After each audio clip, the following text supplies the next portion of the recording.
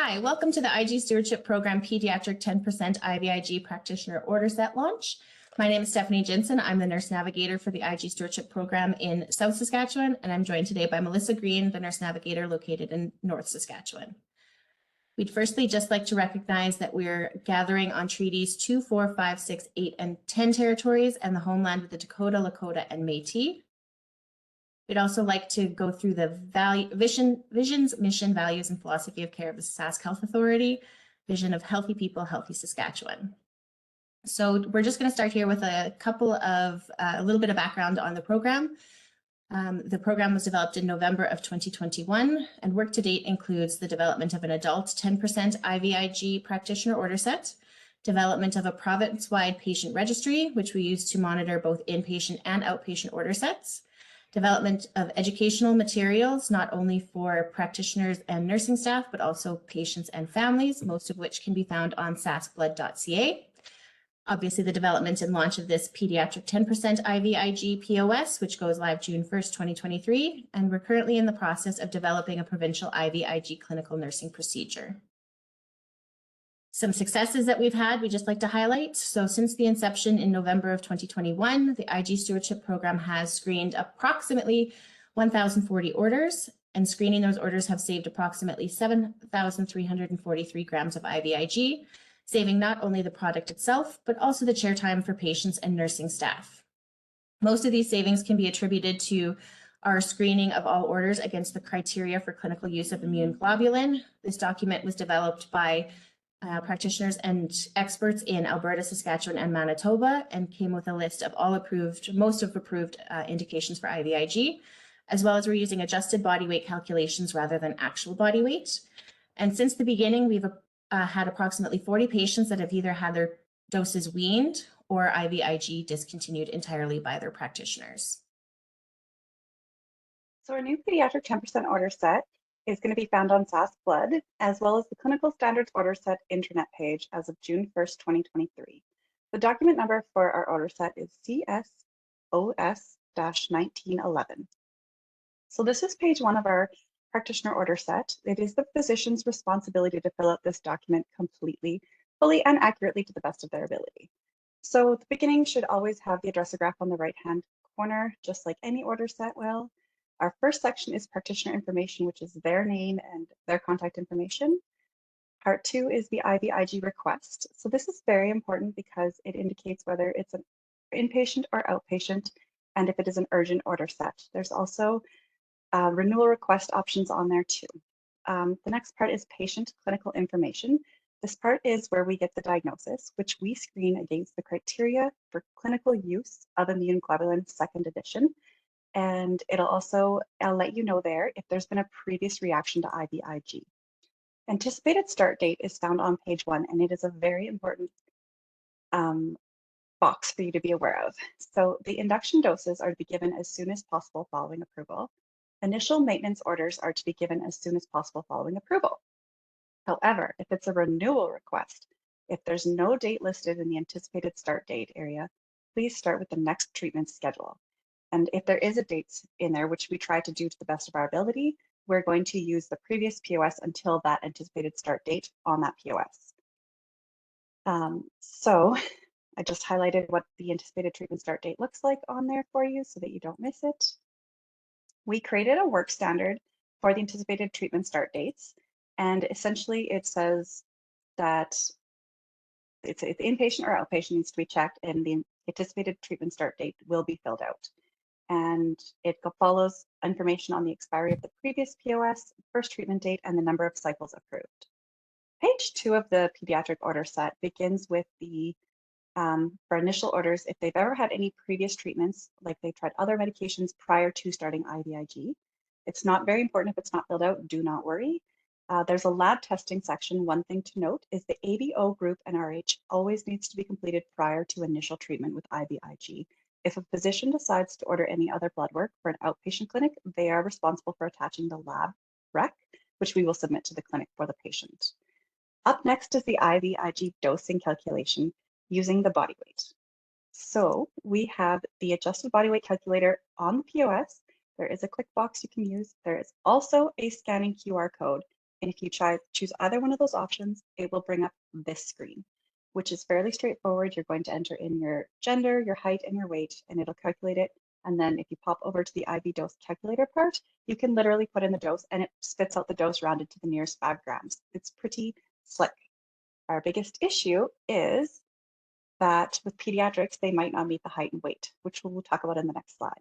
At the bottom of this POS page is the IV dose and frequency, where you're going to find the weight and the height.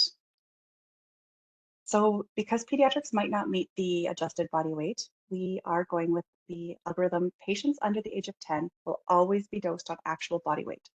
Patients over the age of 10 must meet both the criteria for the height of 152.4 centimeters and the weight 20 kilograms to use the adjusted body weight calculator.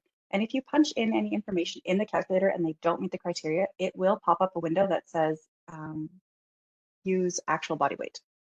If the patient is over the age of 10 but does not meet both of the above criteria requirements, continue to use the actual body weight. So we created the process map. We have had some magnets created to send out to the lab to help with approving of screening orders. And it basically outlines that pediatric adjusted body weight, you assess your age and go from there. And this document can be found on SAS Blood under uploads and work standards. Also, one thing that people have mentioned is that they've noticed that the adjusted body weight, body mass index is on there. So it states, if adjusted body weight is required, provide body mass index.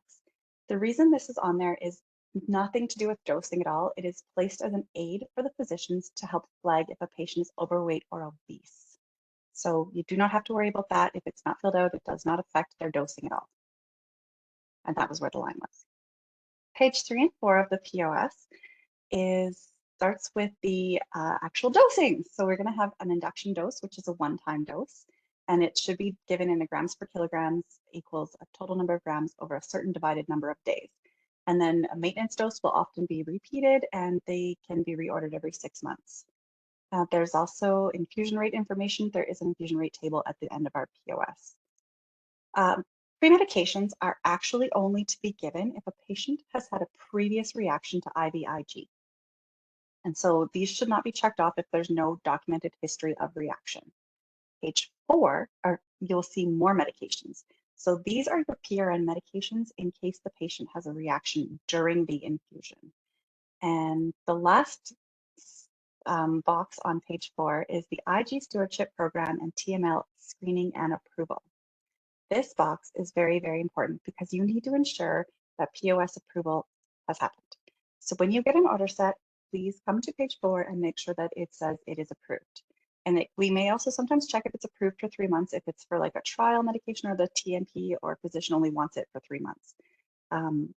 You will also see the requesting that we've notified the most responsible physician that it has been approved. We've been notified the infusion clinic, and you'll either see it signed by a technologist or a nurse navigator. We will also have the dose verified. And if there is a requirement on the dose, you'll see it on that box too, like if the dose needs to be changed. And this is the pediatric 10% IVIG infusion rate table that I mentioned previously. And it is page 5 of the POS. So as nurse navigators, do not work around the clock. We're here Monday through Friday, 8 to 4:30. Inpatient order sets or urgent order sets are to be screened by lab. So if you are receiving an IVIG order for an inpatient, all these orders must be sent to the lab for screening and approval. Once the lab has approved that order set, the POS will be faxed back to the unit providing the infusion. As well, it gets faxed to us. As I said previously, we use those to record all the orders that are given in the province in our registry.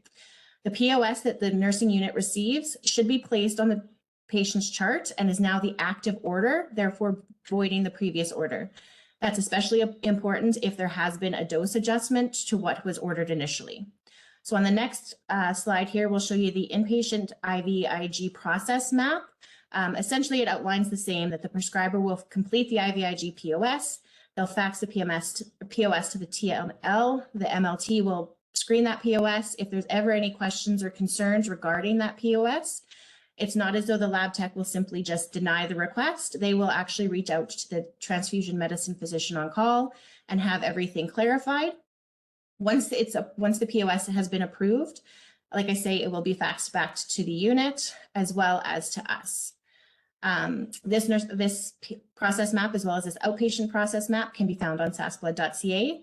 The only difference in the outpatient process is that instead of the POS going directly to the lab, they will be sent to the nurse navigators. You can see there our fax number is 766-3509, or it could be emailed at igstewardshipprogram@saskhealthauthority.ca. We follow the exact same process. We receive the order set.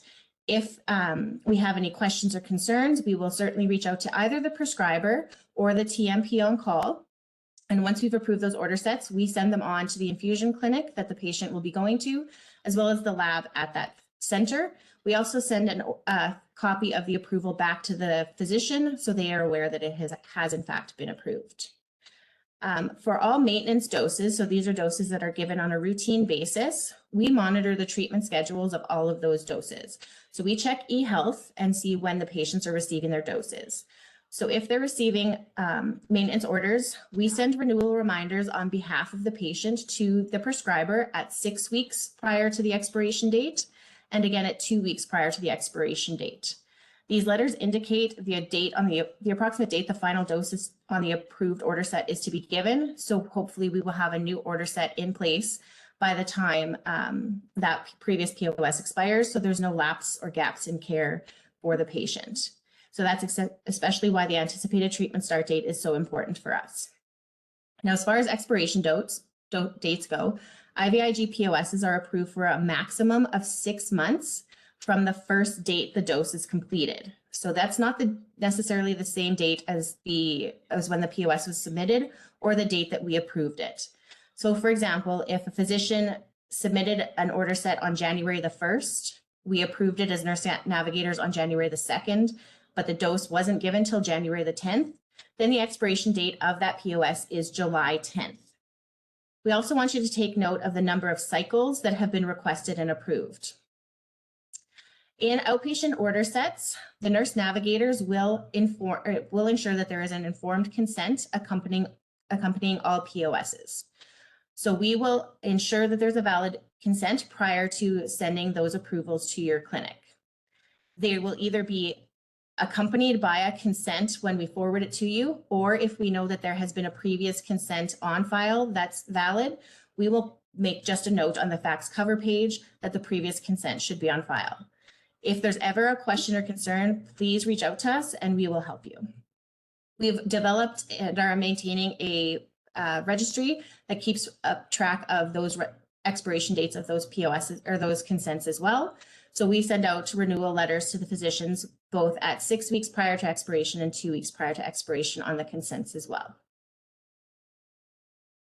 So adjustments to previously approved orders. This has become an issue a few times, so we just want to go through what needs to happen if a physician would like to adjust a previously approved order. So things that would require our approval are if the patient's age transitions them from a pediatric order set to an adult order set. Probably not likely to happen all that often, but in the case that the patient is going to transition from pediatric to adult, we just need to flag that and have that transition go as smoothly as possible. If there have been patient height or weight changes that will affect the dosing weight. So if all of a sudden the patient hits either age 10 and maybe needs to go on adjusted body weight, or if their height or weight changes that may affect it, you can certainly reach out to us and we will help you determine if that's going to affect the dose at all, or if you're comfortable, you can reach out to the prescriber as well, but it still will need to come to us for approval. So any dose changes for any other reason needs to come to us, or any frequency changes. So if the patient was getting infusions every 3 weeks and the physician wants to change it to every 4 weeks, that would just need to come to us for approval. The only thing that really doesn't need to come to us for reapproval are if they're changing the number of days the dose is divided over. So sometimes a patient, especially if it's some of their first doses, may not tolerate the max dose for their weight and may need to have that dose run slower, and therefore maybe they'd like to split the dose up over a couple of days, Or alternatively, if the patient's unable to get to the hospital for say 3 days in a row, potentially we can change it to over 2 days. Those doses or those changes do not have to be approved by us, but they do need to be approved by the prescriber. So for patient education, as I mentioned earlier, there's multiple educational materials on sasblood.ca, which has great resources for everybody. There's specific adult and pediatric IVIG information, including IG frequently asked questions, IVIG adult and pediatric information for patients and families, information on subcutaneous immunoglobulin, IVIG transfusion or infusion patient logbooks, and some IG therapy options. That is the end of the presentation for today. If you have any questions or concerns, please don't hesitate to reach out to us. We're here to help with this transition and make it as easy as possible. So either feel free to reach out via email at igstewardshipprogram@saskhealthauthority.ca or call the office at 766-3135, and we monitor that phone and that email Monday through Friday, 8 to 4:30. We will have another general update sometime in the fall of 2023, so we'll update you with any changes at that time. Thank you so much. Bye.